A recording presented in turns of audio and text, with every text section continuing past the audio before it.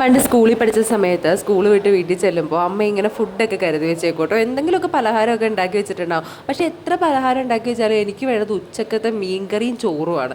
അത് ആദ്യം കഴിച്ചിട്ടേ ബാക്കി എന്തും ഞാൻ ചെയ്യും. യൂണിഫോം പോലും കഴിക്കാതെ ബാഗും വെച്ച് കയ്യും കഴുകി വന്നിരുന്ന് എന്താണോ അന്നത്തെ ഉച്ചക്കത്തെ മീനും കറിയും അതെടുത്ത് കഴിക്കും. കഴിച്ചിട്ട് ഞാൻ എന്ത് ചെയ്യും, പിന്നെയും വിശപ്പ് മാറാതെ അമ്മ ഉണ്ടാക്കി വെച്ചേക്കുന്ന ആ ഒരു സ്നാക്കും കൂടി എടുത്ത് കഴിക്കും, ചായയും കുടിക്കും. എന്നിട്ട് സുഖമായിട്ട് കുറച്ച് നേരം കിടന്നുറങ്ങും. ഇതായിരുന്നു എൻ്റെ ശീലം. പക്ഷേ ഇപ്പോൾ ജോലിയൊക്കെ കിട്ടി നമ്മൾ അമ്മയുടെ അടുത്ത് നിന്നൊക്കെ മാറിക്കഴിഞ്ഞപ്പോഴത്തേക്കും ഉച്ചയൊക്കെ ആകുമ്പോഴും ആ അമ്മയുടെ മീൻകറിയൊക്കെ കൂട്ടി ചോറ് കഴിക്കാൻ വേണ്ടി തോന്നും. പക്ഷേ എന്ത് ചെയ്യാൻ വേണ്ടിയിട്ട് നമ്മൾ തന്നെ ഉണ്ടാക്കണ്ടേ. അപ്പോൾ ഇടയ്ക്കിടയ്ക്ക് മടി വരും. ഇടയ്ക്കിടയ്ക്ക് മടി വരുമ്പോൾ ഇതുപോലെ നമ്മൾ ഫുഡ് ഓർഡർ ചെയ്യും കേട്ടോ. ഇന്ന് നമ്മൾ എന്നെ ഫുഡ് വേളിൽ നിന്ന് ബിരിയാണി ഓർഡർ ചെയ്തേക്കുന്നത്.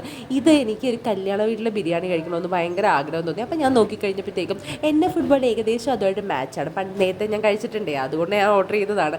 അപ്പോൾ ഇതാ കിഴി ബിരിയാണി കേട്ടോ ഇന്ന് ഞാൻ ഓർഡർ ചെയ്തേക്കുന്നത്. സംഭവം നല്ല ടേസ്റ്റ് ആയിരുന്നു. ഇതിൻ്റെ കൂടെ അച്ചാർ, പപ്പടം, സാലഡ് ഇതെല്ലാം വരുന്നുണ്ട് കേട്ടോ. 3 പീസ് ബീഫ് ഉണ്ടായിരുന്നു ഇതിൽ.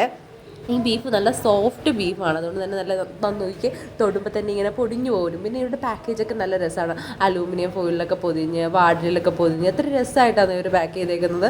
സംഭവം നമുക്ക് കാണുമ്പോൾ തന്നെ നമ്മൾ ഇമ്പ്രസീവ് ആകും. പിന്നെ കഴിച്ച് കഴിയുമ്പോഴത്തേക്കും ഒന്നും പറയണ്ട കേട്ടോ, നല്ല ടേസ്റ്റാണ്. ആ വാഴയുടെ ആ ഒരു ഫ്രാഗ്രൻസ്, പിന്നെ ആ ബിരിയാണി റൈസിൻ്റെ ബീഫിൻ്റെ ആ ഒരു ടേസ്റ്റൊക്കെ ഇറങ്ങി, ആ ഒരു നെയ്യൊക്കെ ഇറങ്ങിയിട്ട് എന്ത് ടേസ്റ്റ് ആയിരുന്നെന്ന് അറിയാം ഈ ബിരിയാണി. എപ്പോഴെങ്കിലും നിങ്ങൾ തൃപ്പൂണിത്തുറ വഴി വരുവാണെങ്കിൽ ഇവിടുത്തെ എന്നെ ഫുട്ബോളിൽ കയറിയിട്ട് ഈ ഒരു ബിരിയാണി ഒന്ന് ട്രൈ ചെയ്ത് നോക്കണം. സംഭവം നല്ല ടേസ്റ്റാണ്.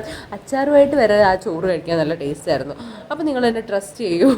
ഓക്കെ, ശരി. അപ്പോൾ ഇന്നത്തെ വീഡിയോ ഇതാണ്, ബിരിയാണി വീഡിയോ ആയിരുന്നു. അപ്പോൾ മറ്റൊരു വീഡിയോ ആയിട്ട് വരാം. Bye bye.